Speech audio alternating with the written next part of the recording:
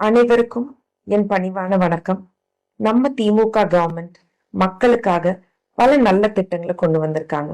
Petrol விலை குறைப்பு, இல்லம் தேடி கல்வி, மக்களை தேடி மருத்துவம், இன்னுயிர் காப்போம் 48, காலை உணவு திட்டம், புதுமை பெண் திட்டம், கட்டணமில்லா மகளிர் பேருந்து, மாவட்டம் தோறும் டைட்டில் பார்க், இப்படி சொல்லிட்டே போலாங்க.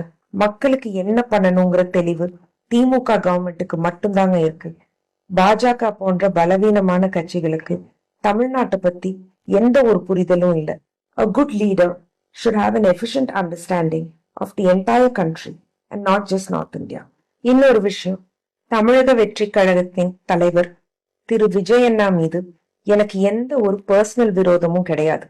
நான் ஒரு அரசியல்வாதியா தான் அவர் கேள்வி கேட்கிறேன். எதிர்கட்சியில இருக்கிற பெண்களுக்கும் உங்க கட்சியிலிருந்து வெளியே வந்த பெண்களுக்கும் உங்க தொண்டர்கள் ஆசிட் வீசுவேன்னு மிரட்டியிருக்காங்க. இது அந்த பொண்ணோட அம்மா ஒரு சேனலுக்கு கொடுத்த இன்டர்வியூல சொல்லியிருக்காங்க. உங்களுக்கு பாடி கார்ட்ஸ் இருக்கிற மாதிரி அவங்களுக்கு பாடி கார்ட்ஸ் இல்லைங்கன்னா ஒரு கட்சியோட தலைவரா நீங்க இதையெல்லாம் ஸ்டாப் பண்ணணும். An efficient politician should focus on people and not on power. Thank you.